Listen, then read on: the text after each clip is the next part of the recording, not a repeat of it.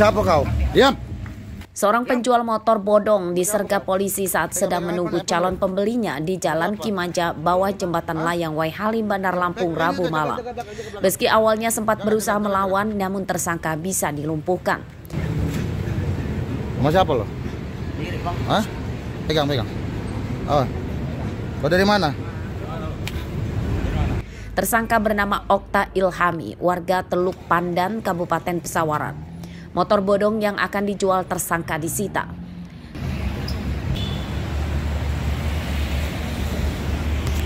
Tersangka merupakan pebisnis motor curian. Ia mengaku menadah belasan motor bodong dari komplotan pencuri dari berbagai daerah. Motor bodong kemudian dipasarkan melalui media sosial dan penjualannya menggunakan sistem bayar di tempat atau COD. Berapa banyak yang kamu jual? Baru ini Pak, baru yang mau jadi ya inilah. Oh, sebelumnya banyak yang kamu posting? Posting banyak tapi belum ada yang minta, belum ada yang minat itu. Baru yang ini aja? Inilah. Oh. Ya Pak. Kamu itu dapat keuntungan berapa? Ya kalau ini kan namanya ini Pak ya, baru mau ini yang nggak tahu dikasihnya mau berapa ini. Motor-motor memang yang nggak ada surat yang kamu jual nih? Iya Pak. Motor-motor bodong?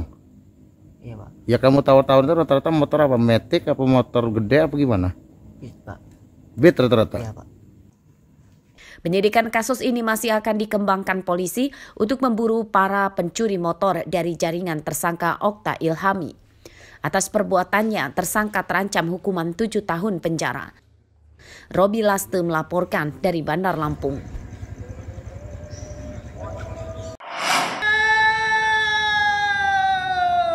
Sebanyak 35 personil Polresta Bandar Lampung Kamis pagi menerima penghargaan dari Kapolresta karena berhasil mengungkap 2 kasus menonjol, yakni kasus penggelapan belasan mobil rental dan penembakan mahasiswi di kantor Bawaslu Lampung beberapa waktu lalu. Penghargaan berupa pemberian piagam dan penyerahannya dilakukan dengan upacara. Kepala Kepolisian Resor Kota Bandar Lampung memberikan piagam penghargaan bagi personil Polres. Kapolresta Bandar Lampung Kombes Abdul Waras menyatakan 2 kasus tersebut diungkap kurang dari 2 pekan setelah dilaporkan oleh para korban. Pada kasus penggelapan mobil rental, polisi menangkap 2 tersangka berikut 12 mobil. Sedangkan pada kasus penembakan di kantor Bawaslu, polisi menangkap 1 tersangka berikut barang bukti senjata airsoft gun serta belasan kilogram ganja dan ekstasi.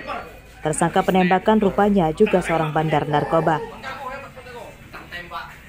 Bahwa apa yang dilakukan oleh jajaran Satreskrim yang mengungkap kasus penipuan penggelapan dengan PP puluhan generator motor ini cukup signifikan, menjawab tantangan dari masyarakat, menjawab harapan dari masyarakat, sekaligus juga satu kasus yang dilakukan, yaitu pengungkapan kasus yang dilakukan oleh jajaran Polsek Sukarame, Polresta Bandar Lampung, mengungkap kasus penembakan di kantor Bawaslu. Ini juga kita anggap suatu hal yang luar biasa dilakukan oleh yang bersangkutan, cepat merespon, cepat untuk mengungkap kasus tersebut, sehingga apa yang isu ataupun yang berkembang di masyarakat ini segera terkikis.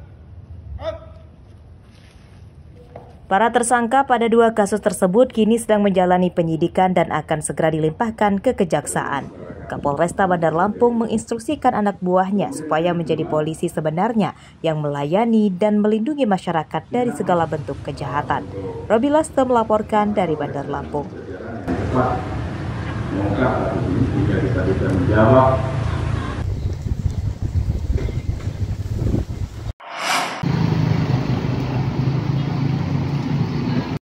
Jalan rusak di Lampung mudah ditemukan.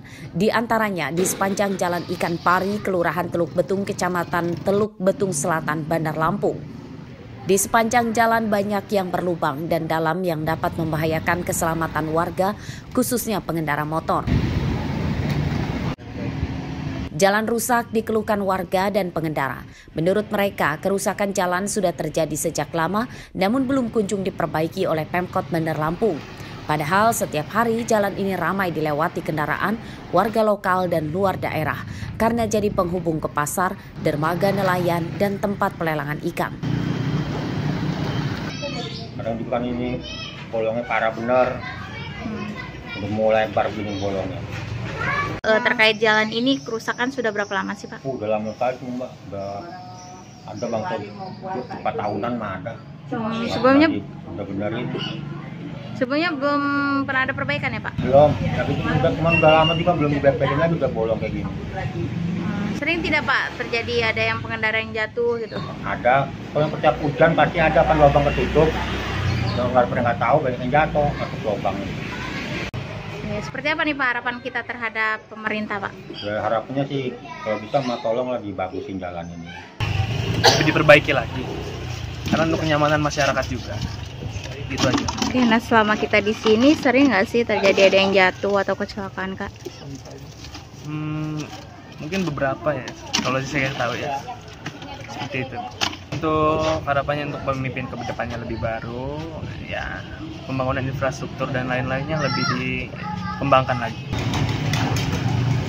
Jalan rusak menyusahkan warga. Saat musim kemarau, jalan menimbulkan debu tebal.